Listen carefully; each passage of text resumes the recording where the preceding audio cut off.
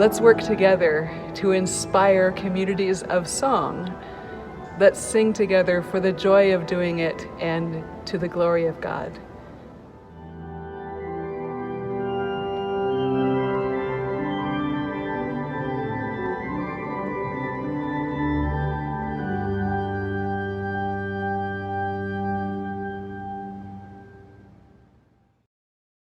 The organist as lifelong learner.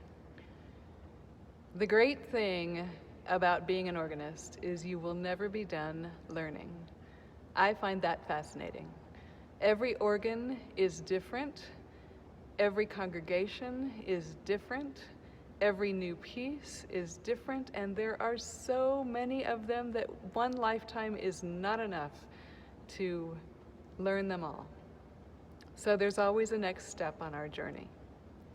If you're new to the world of playing the organ for worship, I know you're worried about what to do with your feet.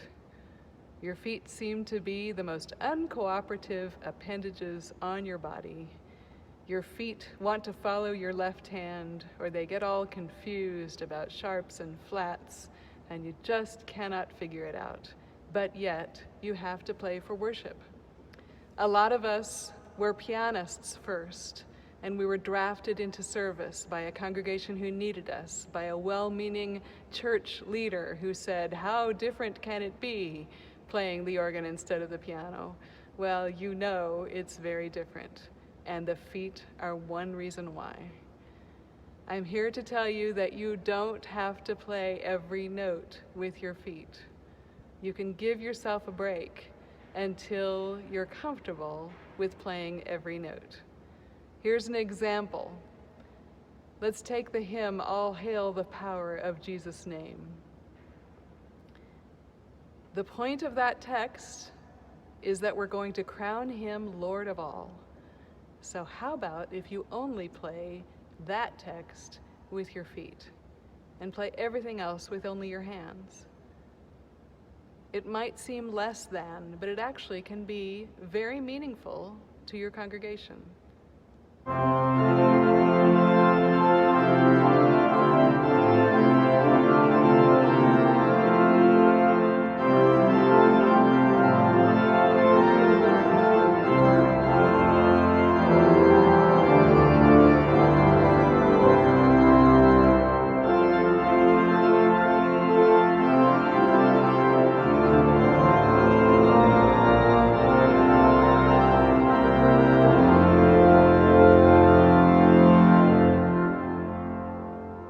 It's dramatic, and it gives you a break. A hymn like "All Creatures of Our God and King" can be very challenging for the feet.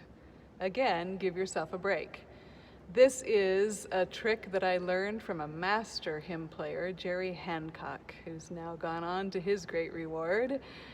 He said, find a note that you can hold with your feet and don't move from it until you have to. Often that note is the tonic or the dominant, sometimes the subdominant of the key. So we're going to start with tonic here and see how long we can hold it.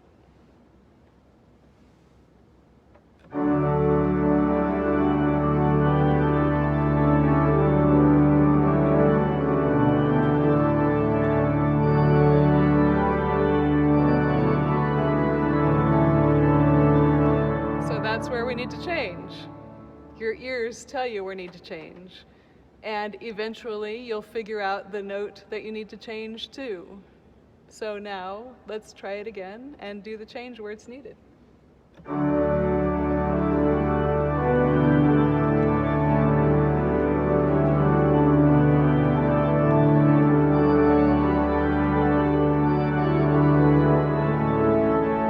Maybe hold that one for a while.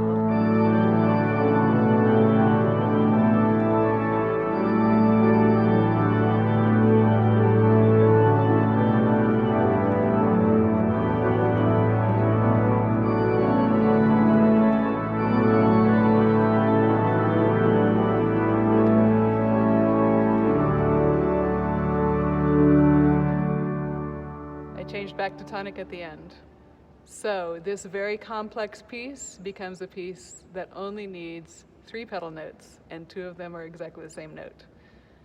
Later, when you get more proficient, you can add more notes. And maybe you don't want to depend on your ears to tell you in worship, in that setting, when you get nervous, I get nervous, maybe you don't want your ears to tell you what to do. Maybe in rehearsal, you need to write that into your score. I would.